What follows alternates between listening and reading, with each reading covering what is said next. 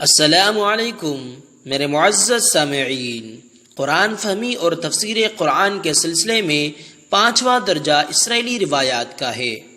اسرائیلی روایات اہل کتاب کی کتب سے ماخوذ روایات بیان کرنے کی اگرچہ نبی کریم صلی اللہ علیہ وسلم نے اجازت دی ہے، جیسا کہ فرمایا بنی اسرائیل سے روایات بیان کرو، اس میں کوئی حرج نہیں، لیکن ان اسرائیلی روایات کو دلیل کے طور پر نہیں بلکہ صرف بطور استشہاد پیش کیا جاتا ہے، کیونکہ رسول اللہ صلی اللہ علیہ وسلم کا ایک دوسرا فرمان یوں ہے کہ جب اہل کتاب تمہیں کوئی روایت بیان کریں تو نہ ان کی تصدیق کرو اور نہ تکذیب۔ اسرائیلی روایات کے 3 اقسام ہیں۔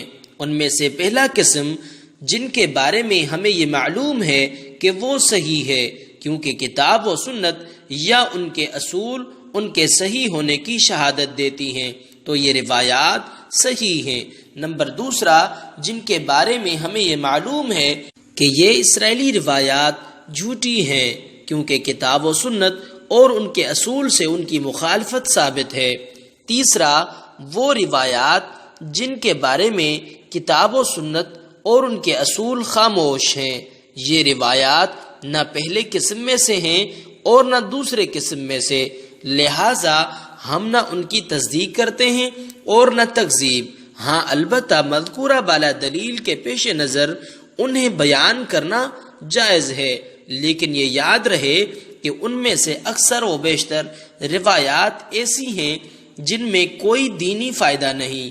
مثلا وہ روایات جن میں اصحاب کہف کے نام، ان کے کتے کا رنگ اور ان کے تعداد کو بیان کیا گیا ہے۔ عصائے موسیٰ علیہ السلام کے بارے میں بیان کیا گیا ہے کہ وہ کس درخت کا تھا۔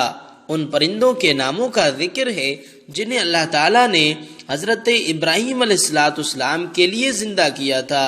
گائے کے اس حصے کا تعین ہے جسے مقتول کے جسم کے ساتھ لگایا گیا تھا۔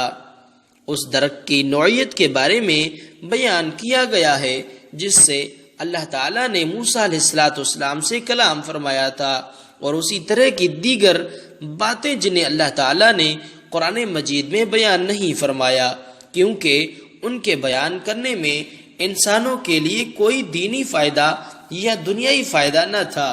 باقی کے اصول انشاءاللہ آنے والی ویڈیوز میں بیان کیے جائیں گے۔ معزز سامعین، میرے یوٹیوب چینل داڑھی والا کو سبسکرائب کریں اور ساتھ میں بیل آئیکن کو بھی دبا دیں تاکہ ہر آنے والی نئی ویڈیو کی نوٹیفیکیشن آپ تک پہنچ جائے۔ اس ویڈیو کو لائک کریں اور دوستوں کے ساتھ شیئر کریں۔ جزاک اللہ خیرہ و احسن الجزاء۔